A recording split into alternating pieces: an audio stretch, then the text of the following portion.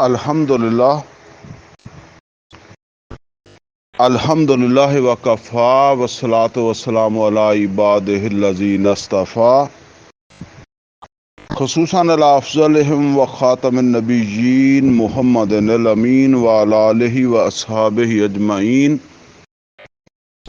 اعوذ باللہ من الشیطان الرجیم، بسم اللہ الرحمن الرحیم۔ قال اللہ عز وجل فی کتابہ الکریم ولولا دفع اللہ الناس بعضهم ببعض لفسدت الارض ولكن اللہ ذو فضل علی العالمین۔ تلک آیات اللہ نتلوها علیک بالحق وَإِنَّكَ لَمِنَ الْمُرْسَلِينَ۔ صدق اللہ العلی العظیم۔ ربی اشرح لی صدری ویسر لی امری واحلل عقدۃ من لسانی یفقہوا قولی۔ اللہم ارنا الحق حقا وارزقنا اتباعہ وارنا الباطل باطلا وارزقنا اجتنابہ، آمین یا رب العالمین۔ عزیز دوستو، آج طریق القرآن کے حوالے سے ہماری 35ویں کلاس جو ہے اس کا آغاز ہو رہا ہے، اور آج ہم انشاءاللہ آیت نمبر 251 کا ایک حصہ، بلکہ آپ ایسے سمجھ لیں کہ یہ آدھی آیت ہی ہے۔ 251 جو ہے نا، یہ آدھی آیت ہوگی، اور 252 جو ہے یہ پوری آیت ہے۔ یہی آج کا ہماری جو ہے وہ کلاس کے اندر جو ہے نا وہ اتنا ہی حصہ ہے۔ البتہ تقابل کے طور پر ہم انشاءاللہ سورہ حج کی آیت نمبر 40 اور 41 بھی پڑھیں گے، سورہ حج کی۔ یہ جو آج ہماری کلاس ہو رہی ہے نا، تو اس کا آپ یوں سمجھ لیں کہ اس کلاس کا جو ہے وہ عنوان کیا بنتا ہے یا موضوع کیا بنے گا، تو موضوع ہے فساد فی الارض کیا ہے، یعنی فساد فی الارض کی حقیقت، اور اس فساد کو فروغ کرنے کے لیے اللہ تعالیٰ نے جو انتظام فرمایا ہے، اس حوالے سے کچھ چیزیں ہم جو ہے وہ سنیں گے۔ یہ کبھی کبھی آپ یہ اصطلاح سنتے ہوں گے، فساد فی الارض۔ ابھی ہمارے وہ ملکی حالات کے اوپر بھی جو ہے نا وہ جو آپ یوں سمجھ لیں کہ آرمی چیف، ان کی تقریر میں بھی یہ بات آئی تھی، فساد فی الارض کے الفاظ۔ تو یہ ایسے نہیں ہے، یہ قرآن حکیم کی ایک بڑی اہم اصطلاح ہے، جس کو انشاءاللہ آج ہم جو ہے نا وہ سمجھیں گے۔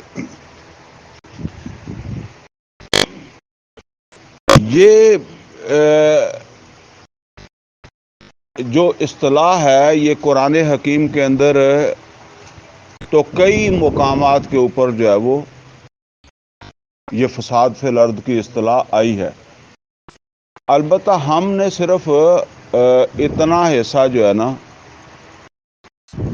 اس کو دیکھنا ہے جتنا ہم نے پڑھا ہے۔ مطلب یہ ہے کہ 2 سپارے ہم نے پڑھے ہیں نا، یہ دوسرے سپارے کی آخری 1.5 آیت ہے نا جو آج پڑھ رہے ہیں، تو بس اس کے حوالے سے جو ہے وہ ہم دیکھیں گے کہ یہ فساد فی الارض کی اصطلاح جو ہے وہ کس کس مقام کے اوپر جو ہے وہ استعمال ہوئی ہے ان 2 سپاروں میں، اور کیا اس کی جو ہے وہ اہمیت ہے۔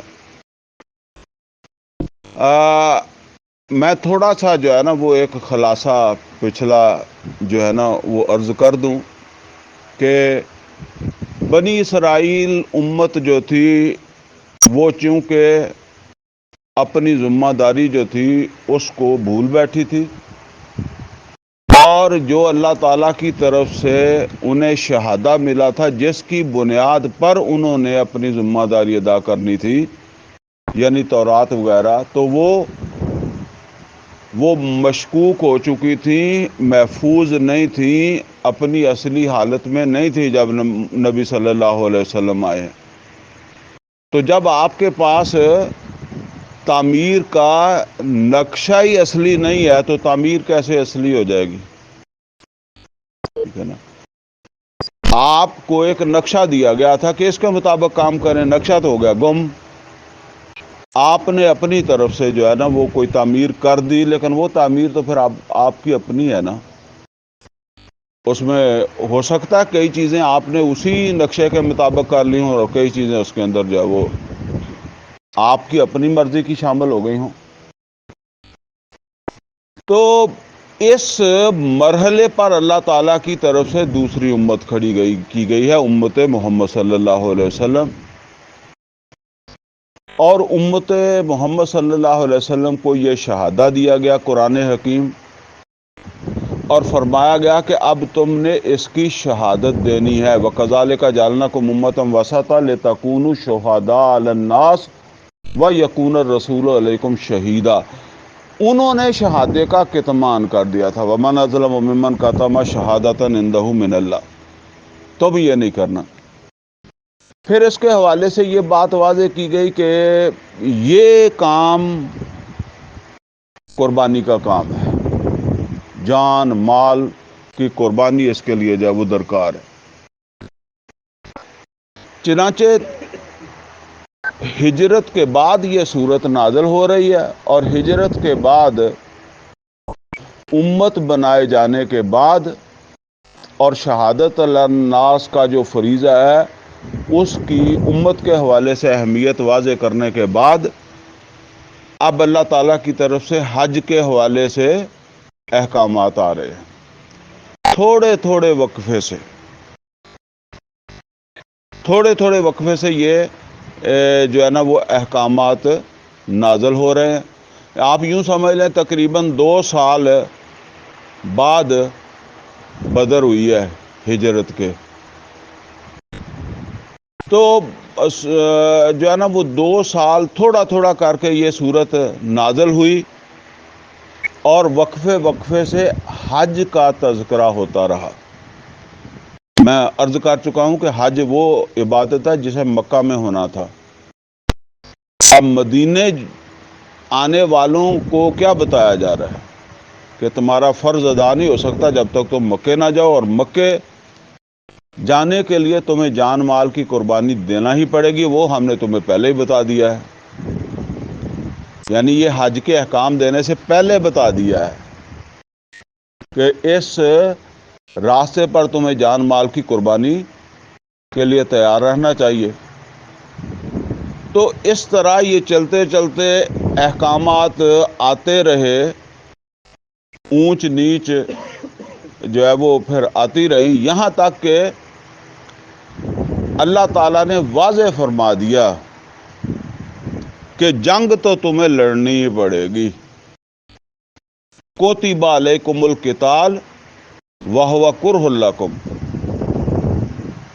جنگ تمہارے لیے فرض کر دی گئی ہے، اگرچہ تمہیں اچھی نہیں لگتی۔ تمہیں سے مراد سب نہیں ہے، کوئی 1-2 آدمی کا دکا آدمی ہو سکتے ہیں، اصل میں قیامت تک کے لیے اللہ نے ہدایت بنانا ہے، تو اس وجہ سے پھر ان چیزوں کو آپ یوں سمجھ لیں کہ نبی صلی اللہ علیہ وسلم کی زندگی ہی میں سے رہنمائی ملنی ہے نا قیامت تک۔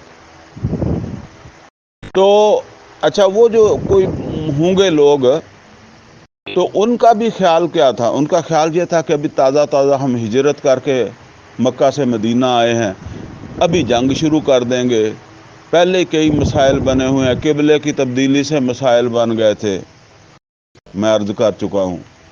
تو اب یہ کچھ سیٹل ہو لیتے، پھر مہاجر مقامی کے مسائل بھی ہوتے ہیں، تو کچھ دعوت تبلیغ کا کام ہو جاتا، تو اور بھی لوگ ہمارے ساتھ شامل ہو جاتے۔ باقی یہ تھی بات، باقی یہ نہیں کہ وہ کوئی بزدلی دکھا ان کے دل میں تھی۔ بہرحال اللہ تعالیٰ نے فرما دیا کہ جنگ تمہارے لیے لازمی کر دی گئی ہے۔ یہ تو تمہیں لڑنی ہی ہے۔ اب اس کے بعد پھر جو احکامات آئے نا وہ ہم نے 3 غالباً درسوں کے اندر جو ہے وہ پڑھے ہیں۔ وہ ہیں معاشرتی احکامات، ٹھیک ہے، معاشرے کے حوالے سے جو ہے وہ معاشرتی زندگی کے حوالے سے تفصیلاً ہم نے 3 درسوں میں وہ پڑھے ہیں۔ شراب، جوا، یتیموں کے حقوق، نکاح، طلاق، رضاعت وغیرہ ہے، یہ اس طرح کی چیزیں پڑھی ہیں نا۔ تو یہ پھر ہم نے پڑھنے کے بعد جب یہ مضمون ختم ہوا نکاح طلاق وغیرہ کا، تو اب پھر اللہ تعالیٰ نے وہی بات کہ جنگ کرنی پڑے گی، اسی سے بات جو ہے وہ شروع کر لی، اور اس کے لیے پھر جو ہے نا وہ بنی اسرائیل کی مثال دی۔ الم تر الی الذین خرجوا من دیارہم وہم الوف حذر الموت، یعنی تم یہ سمجھتے ہو کہ تمہاری تعداد کم ہے، تمہاری تعداد زیادہ ہونی چاہیے جنگ لڑنے کے لیے، تو اللہ تعالیٰ نے فرمایا کہ دیکھو ایک قوم یا ایک امت وہ تھی کہ جو بڑی تعداد میں تھی، اور اسے جب جنگ کا حکم دیا گیا تو وہ جنگ نہیں لڑے۔ اب یہ پچھلا درس آپ ذہن میں ہے تو لے آئے، نہیں تو پھر سن لینا۔ وَهُمْ أُلُوفٌ حَذَرَ الْمَوْتِ قَالَ لَهُمُ اللَّهُ مُوتُوا، اللہ نے کہا مر جاؤ، وہ مر گئے، پھر ثُمَّ أَحْيَاهُمْ، پھر ان کو زندہ کیا۔ إِنَّ اللَّهَ لَذُو فَضْلٍ عَلَى الْعَالَمِينَ، اس کو فضل کہا ہے اللہ نے۔ اللہ یہ جو تم سے جنگ کا کہہ رہا ہے نا، یہ اس کو اللہ کا فضل سمجھ کر لڑو، یہ جہان والوں کے لیے، یعنی یہ جنگ جو جس جنگ کا اللہ تم سے تقاضا کر رہا ہے، وَإِنَّ اللَّهَ لَذُو فَضْلٍ عَلَى الْعَالَمِينَ، اللہ جہان والوں کے اوپر فضل کرنا چاہتا ہے، فضل کرنے والا ہے، یہ اس کا فضل ہے۔ جہان تمہاری جنگ جہان والوں کے لیے اللہ کی طرف سے ایک فضل ہے، اس کو اللہ کا فضل سمجھ کر لڑو۔ بہرحال پھر وہ طالوت جلوت کا واقعہ سارا ہم نے جو وہ پڑھ لیا تھا۔ ویسے یہ 1.5 آیت بھی ہم نے پچھلے درس میں 34 نمبر درس میں پڑھ لی تھی، لیکن میں نے کہا تھا کہ یہ 1.5 آیت جو ہے نا اس کو تو ہم نے اگلے درس میں رکھنا ہے، تو اس کو اب ہم لے آئے ہیں۔ تو گویا کہ پچھلے درس میں بھی پھر اللہ تعالیٰ نے یہی بتایا کہ وہ بڑی جماعت جو تھی وہ تو بھاگ گئی تھی، پھر جب وہ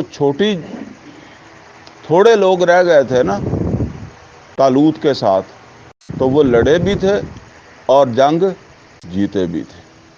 لہٰذا اس طرح کی سوچ جو ہے وہ ذہن سے نکالو اور لڑائی کی تیاری کرو، جیسے کہتے ہیں۔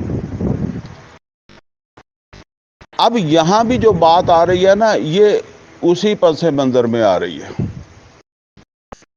کہ یہ جو جنگ ہے یہ تو اللہ تعالیٰ کے ایک منصوبے کے مطابق ہے، یعنی اللہ تعالیٰ کے اس منصوبے کا تقاضا ہے، اللہ کے اس پروگرام کا تقاضا ہے کہ تم جنگ کرو، اور تمہیں جنگ اچھی نہیں لگتی۔ چلیں یہ تو پھر ہم پڑھتے ہیں، پہلے اس حوالے سے سمجھ لیں کہ یہ فساد فی الارض جو آج کا ہمارا موضوع ہے، یہ کہاں کہاں جو ہے وہ آیا ہے ان 2 سپاروں میں۔ سب سے پہلے تو یہ آیا ہے جی آیت نمبر 11 سورہ بقرہ۔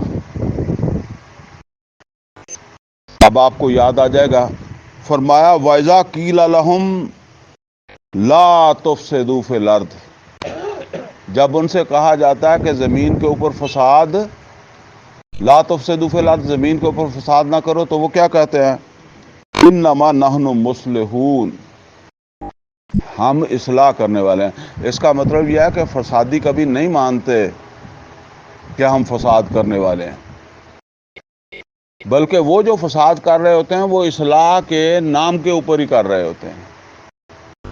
ان کا دعویٰ یہی ہوتا ہے، ان کا کہنا یہی ہوتا ہے، ان کا دکھاوا یہی ہوتا ہے کہ ہم کیا کر رہے ہیں، ہم اصلاح کر رہے ہیں، انما نحن مصلحون، ہم اصلاح کرنے والے ہیں، فساد کرنے والے نہیں ہیں۔ فرمایا الا انہم هم المفسدون ولکن لا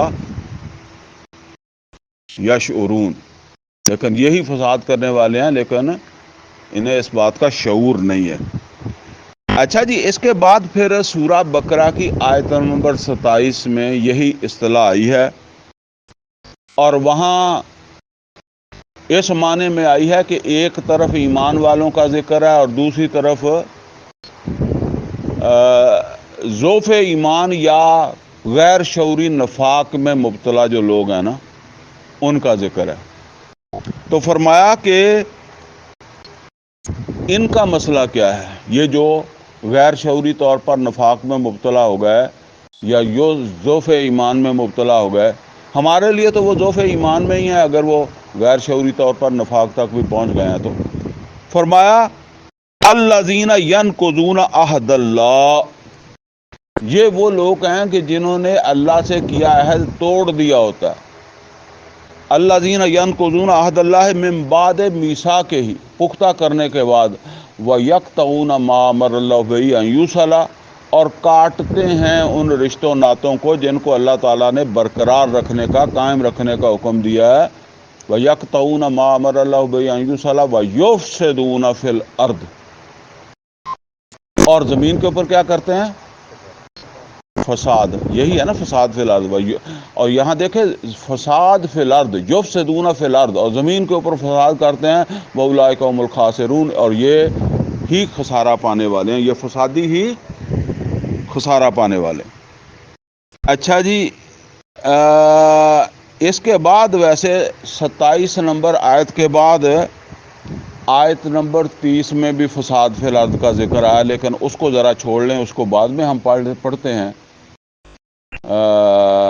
پہلے جو ہے وہ آیت نمبر 60 پہ چلے جائیں۔ آیت نمبر 60 میں بنی اسرائیل جو ہے نا، اس کی کیونکہ کوتاہیوں کا ذکر ہو رہا ہے، تو اللہ تعالیٰ نے اپنے احسانات کا تذکرہ کیا، فرمایا کہ ہم نے ان کے اوپر یہ مہربانیاں کی اور انہیں من و سلوہ دیا، انہیں پانی دیا، جب انہوں نے پانی مانگا تو 12 چشمے ان کے لیے چلا دیے، اور پھر فرمایا کہ ہم نے ان سے کہا کلو واشربو، کھاؤ اور پیو، کھاؤ پیو اللہ کا دیا، من رزق اللہ، اللہ تعالیٰ کے اس رزق میں سے۔ یہ آیت نمبر 60 پڑھ رہے ہیں ہم۔ کلو واشربو من رزق اللہ، کھاؤ پیو اللہ کے رزق میں سے۔ ولا تعثوا فی الارض مفسدین، یہاں بھی یہ کیسے آیا؟ فی الارض مفسدین، یعنی زمین کے اوپر فساد نہ کرو۔ مطلب یہ ہے کہ اللہ تعالیٰ یہ فرماتا ہے کہ دیکھو میں نے تمہیں صحت دی ہے، میں تمہیں روزی دیتا ہوں، اور جو ہے نا وہ یہ میرا کھاتے پیتے ہو، تو اب تمہیں فساد کرنے والا نہیں بننا چاہیے۔ تو پھر کیا بننا چاہیے؟ وہ جو بننا چاہیے نا، وہ ہے آج کا ہمارا موضوع، کہ تمہیں فساد فی الارض کی اصلاح کرنے والا ہونا چاہیے، نہ کہ تم ہی فساد کرنے لگ جاؤ۔ یہ بالکل ایسے ہے جیسے آپ کہتے ہیں کہ جی ایک پولیس والا جو ہے وہ خود ہی چوری کرنے لگ گیا، ایک چوکیدار جو ہے اس نے خود ہی لوٹ لیا، تو ایک مسلمان جو ہے وہی فساد کا باعث بن رہا ہے۔ اور جب کوئی مسلمان امت فساد کرنے لگ جائے تو پھر اللہ جو اس کو عذاب دیتا ہے نا، وہ کسی جابر قسم کی قوم سے دیتا ہے۔ اچھا، اب آپ وہ جو جابر آئے گی وہ کون ہوگی؟ کیا سمجھتے ہیں وہ کون ہوگی؟ وہ ظاہر ہے غیر مسلم ہوں گے، کافر ہوں گے، کچھ بھی ہوں گے، اس لیے کہ تمہاری ذمہ داری تھی کہ تم ان کو سیدھا کرو، تم خود بگڑ گئے۔ یہ سورہ بنی اسرائیل کا جو پہلا رکوع ہے نا، کبھی اس کو پڑھنا، بڑی عبرت ہے اس میں۔ اللہ نے مسجدیں تک تڑوا دی ایسے مسلمانوں کی، ایسی مسجدوں کا، جو ایسے مسلمانوں کی جو فساد کرنے والے ہیں، ان کی مسجدوں کا بھی اللہ لحاظ نہیں کرتا۔ اور یہ مسجد جو گری پڑی ہے، کون سی مسجد؟ اونچی بولے پتہ لگے۔ مسجد اقصی، جس کو کہتے ہیں نا وہ بیت اپنا ہیکل سلیمانی، یہودیوں نے جو سلیمان علیہ السلام نے مسجد بنائی تھی، سلیمان علیہ السلام نے ایک مسجد بنائی تھی نا، جس کو یہودی جو ہے وہ خانہ کعبہ مانتے ہیں اپنا، اور وہ مسجد 2 دفعہ گرائی ہے فساد کی وجہ سے۔ جب وہ امت فساد میں مبتلا ہوئی ہے، یہ بڑی عبرت والا مقام ہے، سورہ بنی اسرائیل کا پہلا رکوع، کبھی زندگی رہی تو پڑھیں گے۔ ویسے شاید ہمارے ہاں ریکارڈنگ کے اندر موجود ہوگا، وہ میں نے درس دیے ہوئے ہیں، تو اس میں تو چینل پر تو موجود ہی ہوگا، بہرحال ڈھونڈنا پڑتا ہے، تو پھر بھی کبھی ہو سکتا ہے۔ بہرحال یہ میں بتا رہا ہوں کہ ایسے فسادی مسلمانوں کی مسجدوں سے بھی اللہ تعالیٰ تعلق نہیں رکھتا۔ تو بہرحال اب ٹائم نہیں ہے، بات ادھر چلی گئی ہے، ورنہ میں بات یہاں تک ہی رکھنا چاہ رہا تھا 2 سپاروں میں۔ تو یہاں فرمایا کہ کلو وشربو برزق اللہ، کھاؤ پیو اللہ کے رزق میں سے، ولا تعثوا فی الارض مفسدین، اور زمین کے اوپر فساد نہ کرو۔ اب آ جائیں جی وہ 30 نمبر آیت جو میں نے چھوڑی ہے، کیونکہ اس کا پھر تعلق آج کے، ویسے تو سب کا ہی آج کے درس کے ساتھ تعلق ہے، لیکن خاص طور پر اب اس سے کم از کم آپ یہ سمجھ لیں کہ یہ فساد فی الارض جو ہے، یہ کوئی عام اصطلاح نہیں ہے۔ اچھا، جب فرشتے جو تھے ان سے اللہ تعالیٰ نے یہ ذکر کیا کہ میں ایک انسان بنانے والا ہوں، تو فرشتوں نے کیا کہا تھا؟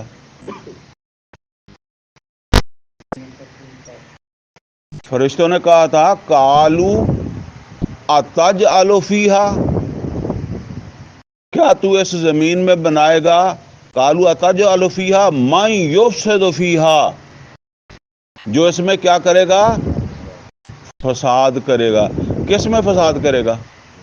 زمین میں۔ اس وجہ سے کہ اللہ نے کیا فرمایا تھا؟ وَإِذْ قَالَ رَبُّكَ لِلْمَلَائِكَةِ إِنِّي جَاعِلٌ فِي الْأَرْضِ، میں زمین کے اندر خلیفہ بنانے والا ہوں۔ تو اب وہ زمین تو انڈرسٹوڈ ہے نا کہ خلیفہ کہاں بن رہا ہے؟ زمین پر۔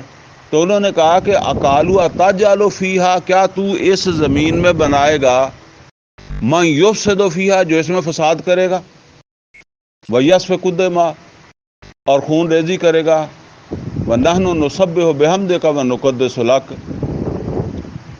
تو اب اللہ تعالیٰ نے وہاں ان کو ان کی اس بات کا جواب نہیں دیا تھا۔ شاید آپ کو یاد ہو جب ہم نے پڑھا تھا تو اللہ تعالیٰ نے یہ نہیں کہا تھا کہ یہ فساد نہیں کرے گا۔ اس کا مطلب ہے فساد تو کرے گا، لیکن اس کے باوجود اللہ تعالیٰ اسے پیدا کرے گا۔ اب یہاں آ کر وہ دوسری بات بتا رہی ہے کہ اگر فساد کرے گا تو فساد کی اصلاح بھی کرے گا، سمجھے نا؟ فساد کرے گا تو پھر فساد کی اصلاح کرنے والے بھی انہی میں جو ہے وہ کھڑے کیے جائیں گے یا کھڑے ہو جائیں گے اللہ کے حکم سے، ٹھیک ہے نا؟ یعنی اللہ تعالیٰ نے اللہ تعالیٰ کے منصوبے میں یعنی یہ بات ہے کہ اس نے فساد تو کرنا ہی ہے، لیکن جب فساد کرے گا تو پھر اصلاح کرنے والے بھی نکل آیا کریں گے۔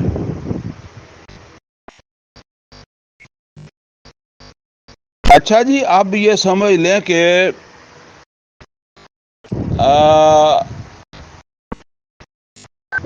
یہ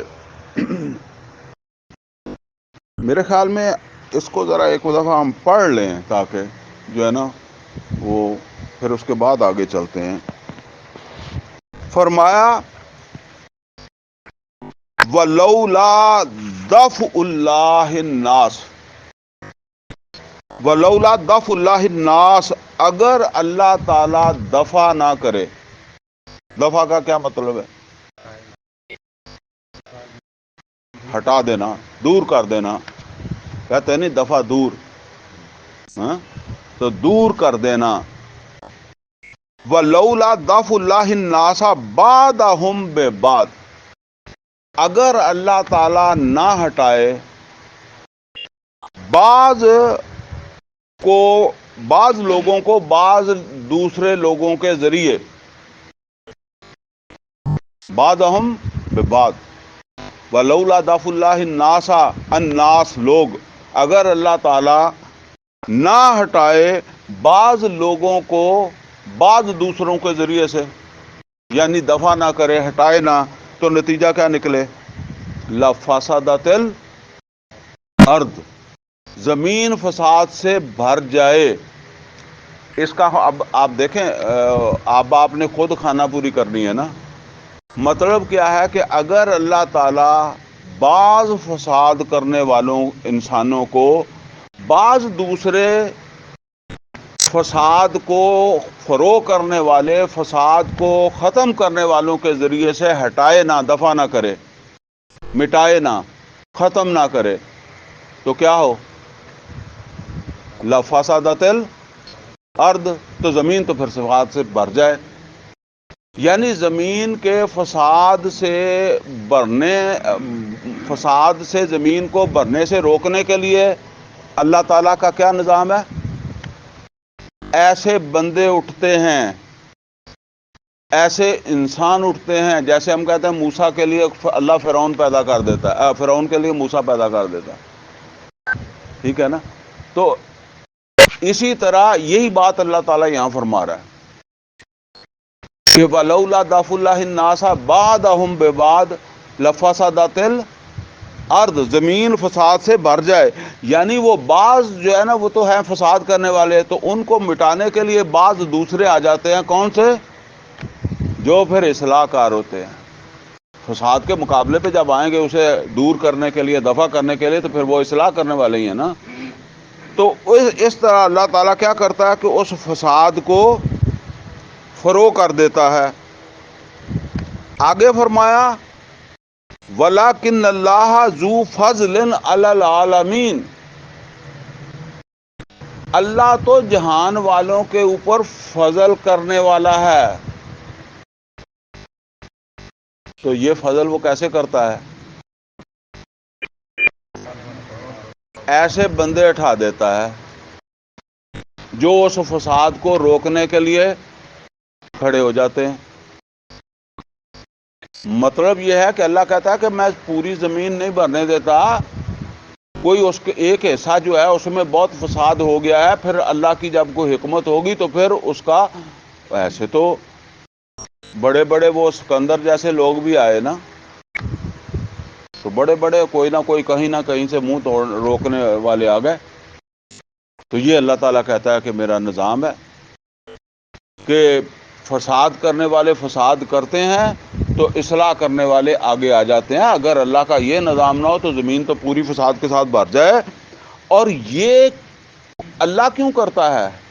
اللہ ایسے بندے کیوں اٹھاتا ہے؟ اللہ کہتا ہے یہ میں لوگوں کے اوپر فضل کرنے والا ہوں، اس طرح میں لوگوں پر فضل کرتا ہوں، مہربانی کرتا ہوں. اور پیچھے اگر وہ آپ کو یاد ہو تو وہاں بھی ہم نے جو پڑھا تھا آیت نمبر 243 میں سورہ بقرہ کی، تو وہاں بھی یہی مضمون آیا تھا وَلَٰكِنَّ اللَّهَ ذُو فَضْلٍ عَلَى الْعَالَمِينَ، اس طرح کے الفاظ سے.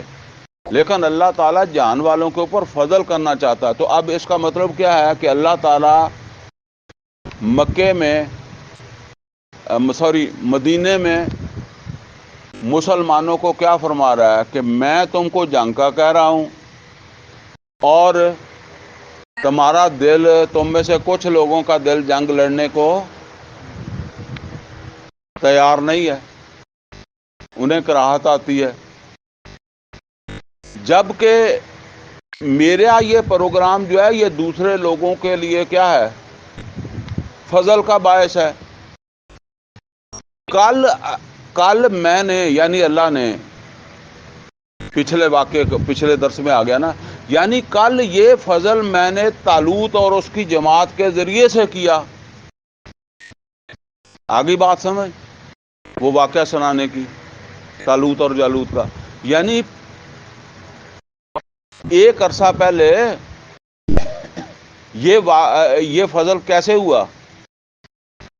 طالوت کے ساتھ دینے والی ایک جماعت کے ذریعے سے جالوت کے ساتھ جنگ لڑ کر، تو آج اسی فضل کا تقاضا تم سے اللہ تعالیٰ فرما رہا ہے کہ تم یہ جنگ کرو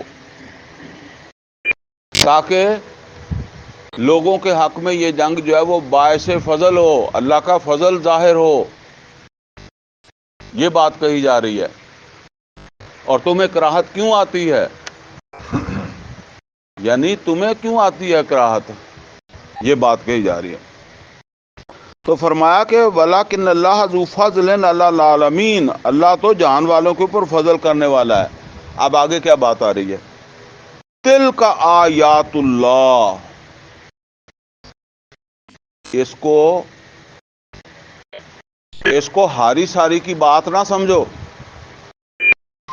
ہاری ساری کسے کہتے ہیں؟ وہ کہتے ہیں کہ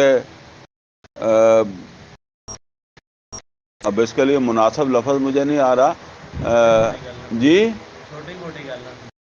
چھوٹی موٹی گال نہ سمجھو، ایرے گیرے کی بات نہ سمجھو، یہ اللہ کی بات ہے۔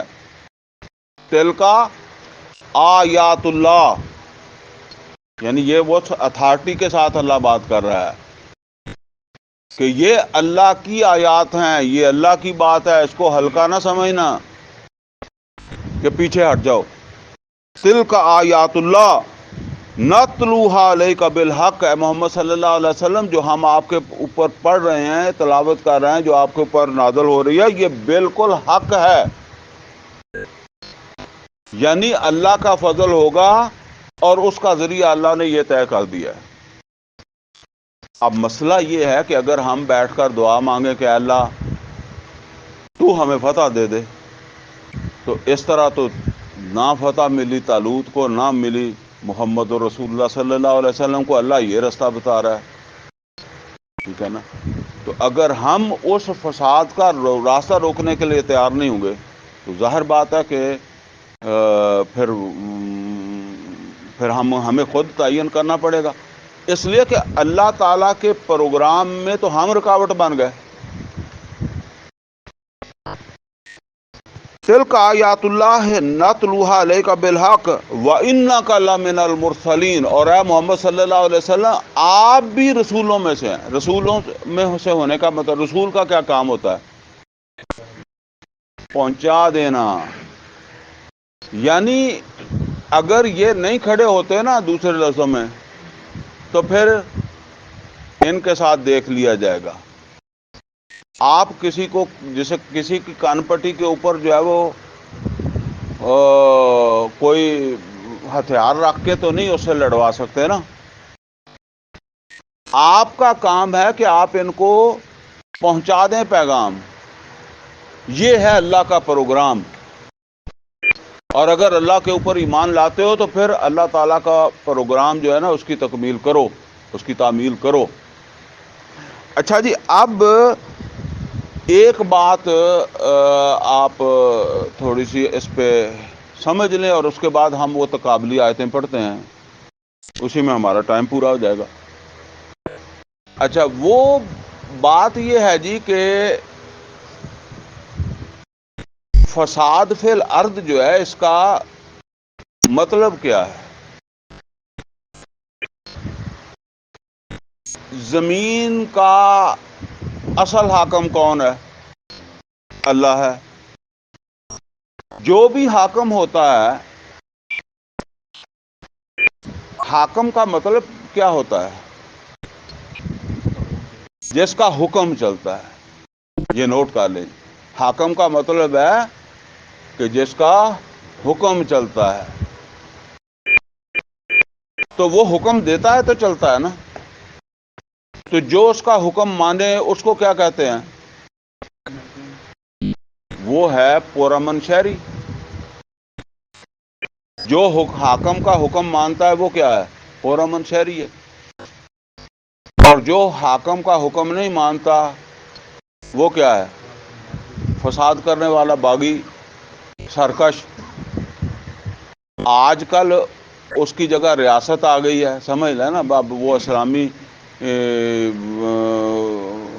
ریاست کو آپ فی الحال ذہن سے نکالیں۔ مطلب پاکستان میں کہتا ہے نا ریاست کو چیلنج کرتا ہے، ریاست کی بات نہیں مانتا، وہ ریاست جو ہے نا وہ آ گئی ہے اس کی جگہ۔ تو جو ریاست کی بات نہیں مانتا، اس کے اپوزٹ چلتا ہے، وہ کیا ہے؟ باغی، فساد کرنے والا۔ اور جو ریاست کی بات مانتا ہے وہ کیا ہے؟ وہ پرامن شہری ہے، اچھا شہری ہے۔ اب اصل حاکم تو ہم مانتے ہیں کہ اللہ ہے زمین کا۔ یہ پاکستان تو اس وقت تھا ہی نہیں جب فرشتوں کو بنا رہا تھا اللہ، وہ انسان کو بنایا تو اس وقت تو نہ پاکستان نہ ہندوستان کچھ نہیں تھا نا۔ تو نام ظاہر ہے جب انسان آئے ہیں تو انہوں نے نام رکھے ہوں گے نا کہ یہ ہند ہے اور یہ سندھ ہے تو یہ فلانا، یہ ڈمکانا ہے۔ تو اس وقت تو نہ زمین ہی زمین تھی۔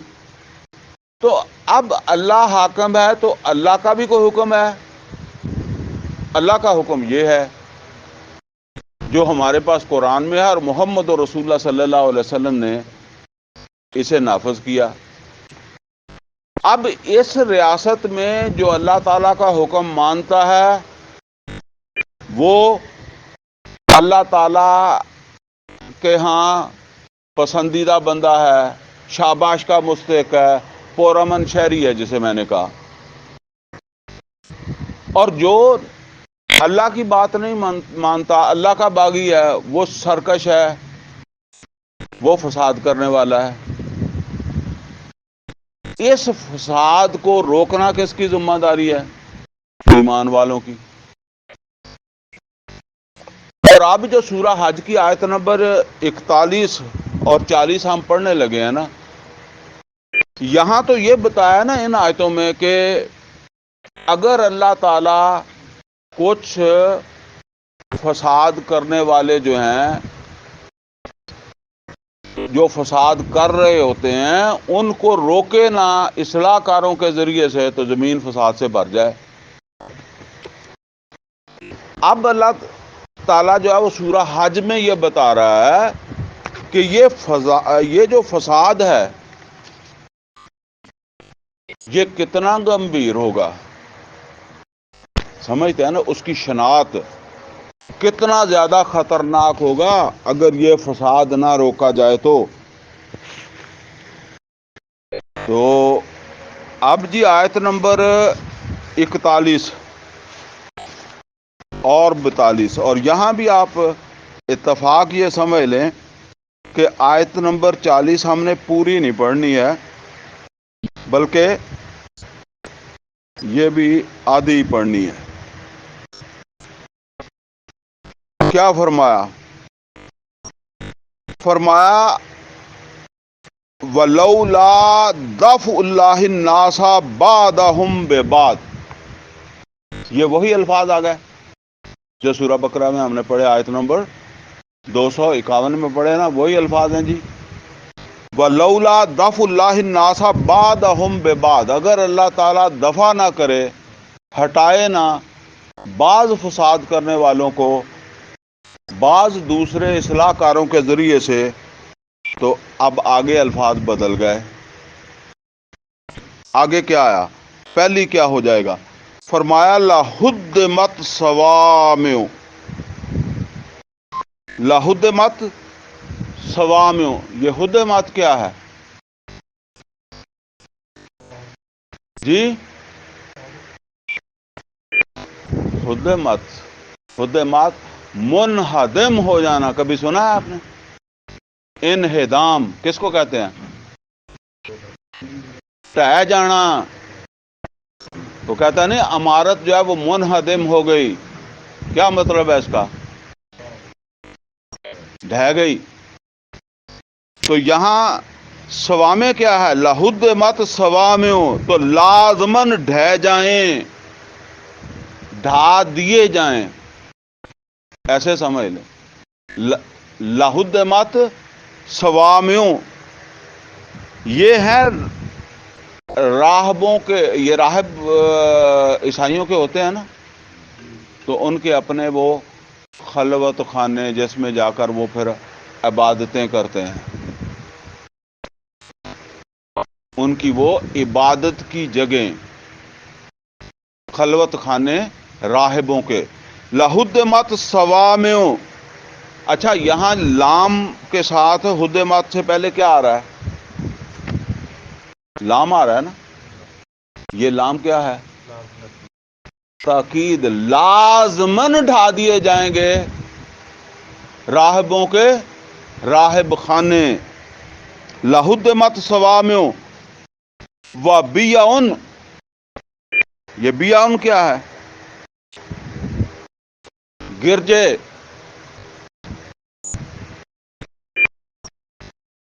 گرجے ہوتا ہے نا ان کے، جس طرح ہماری مسجد ہے ان کا کیا ہوتا ہے عیسائیوں کا؟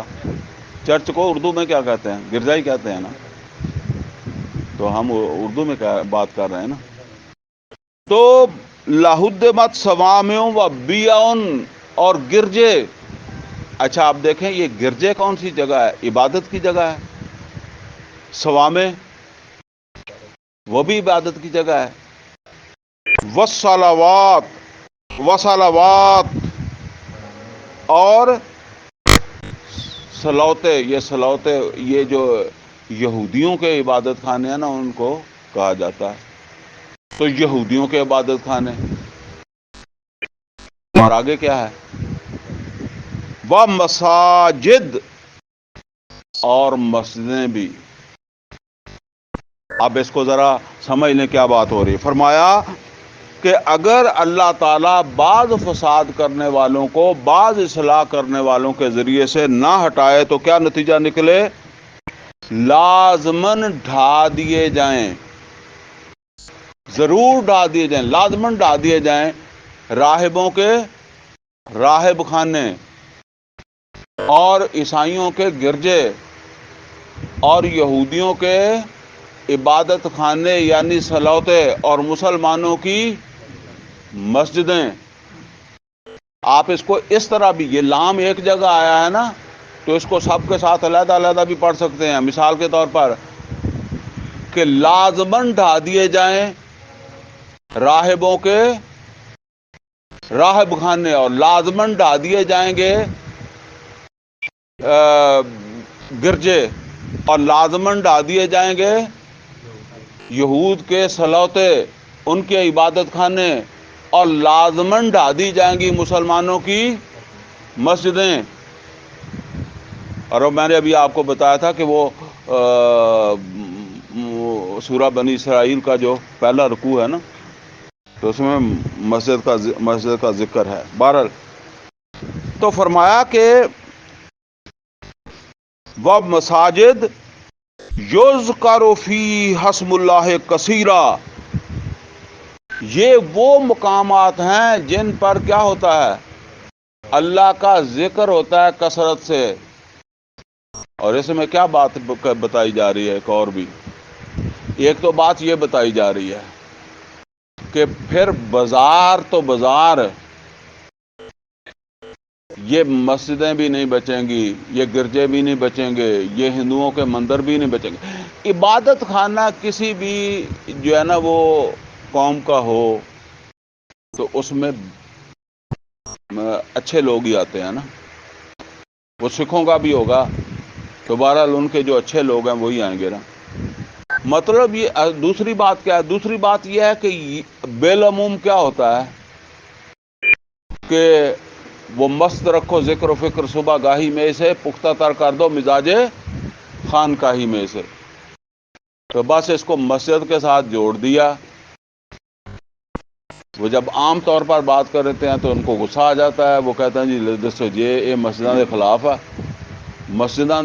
مسجدوں کے تو خلاف نہیں ہے، لیکن اگر تم نے مسجدوں کے کو مورچہ بنا لیا تو پھر بے شک تم تم بریلوی ہو، تم دیوبندی ہو، تم اہل حدیث ہو، تم شیعہ ہو، اور تم نے اس فساد کو ایڈریس نہیں کیا جو باہر ہے، تو پھر یہ بات تمہیں ہی بتائی جا رہی ہے۔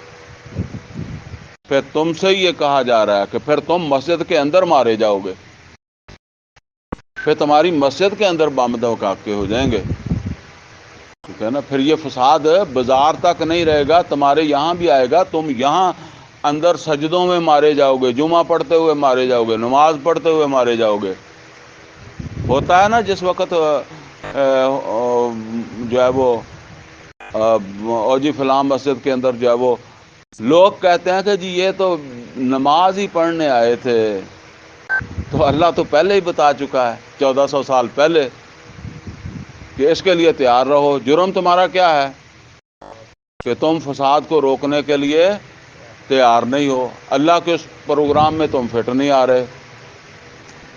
تو فرمایا کہ حالانکہ ان مقامات کے اوپر اللہ کا ذکر کثرت سے ہوتا ہے، لیکن اللہ تعالیٰ اس کو اپنے اس کلمہ کن سے نہیں بچاتا کہ ایسے مسجد میں ہاتھ نہیں لانا، ٹھیک ہے۔ اس مسجد میں نمازی جو ہے نا، اس کا جوتا چوری نہیں ہونا چاہیے، یہاں ایسا نہیں ہونا چاہیے، یہاں بم دھماکہ نہیں ہونا چاہیے۔ تو جب معاشرہ جو ہے وہ خود فساد کو روکنے کے لیے کھڑا نہیں ہوتا، وہ اپنے کاموں کے اندر، کاروباروں کے اندر دنیا چمکانے میں لگے ہوئے ہوتے ہیں، تو بس پھر وہ جب کسی کے کاروباری سینٹر میں دھماکہ ہوگا تو اسی طرح کسی جامع مسجد میں ہو جائے گا۔ تو یہ ایسے ہوگا۔ آگے کیا فرمایا؟ وَلَيَنْصُرَنَّ اللَّهَ مَنْ يَنْصُرُهُ، اور اللہ ضرور مدد کرے گا، لازماً مدد کرے گا جو اللہ کی مدد کرے گا، جو اس کی مدد کرے گا اس کی اللہ بھی مدد کرے گا۔ کیا مطلب ہے یہاں؟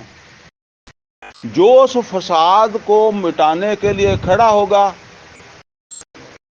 اچھا یہ فساد کس کے خلاف ہے؟ اللہ کے خلاف ہے۔ بادشاہ کون ہے؟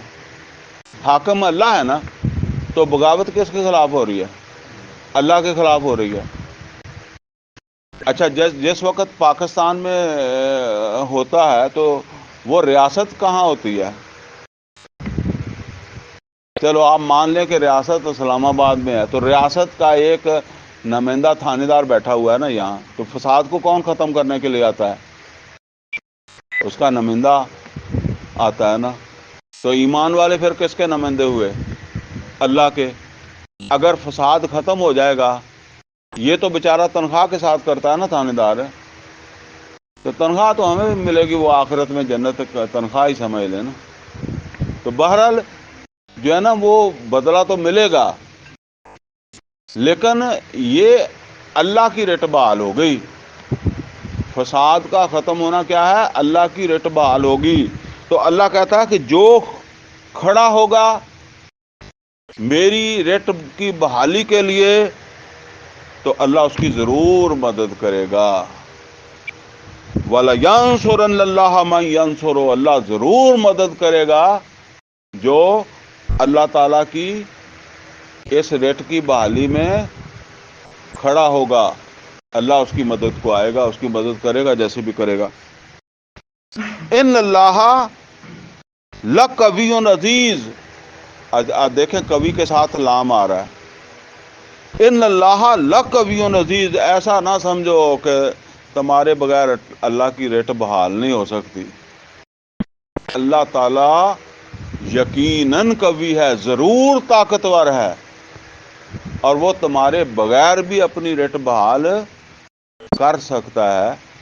لیکن میں نے شاید پچھلے درس میں بھی بات کی تھی کہ سورہ انبیاء کے اندر اللہ تعالیٰ نے فرمایا کہ اللہ جو چاہے کرے، وَلَا يُسْأَلُ عَمَّا يَفْعَلُ، کوئی سوال نہیں کر سکتا کہ وہ ایسے کیوں کرتا ہے، کہے کہ اللہ نے ایسے کیوں کیا، اللہ نے شیطان کو کیوں پیدا کیا۔ وَلَا يُسْأَلُ عَمَّا يَفْعَلُ، کوئی اسے اس کے کام کے بارے میں نہیں پوچھ سکتا۔ وَهُمْ يَسْأَلُونَ،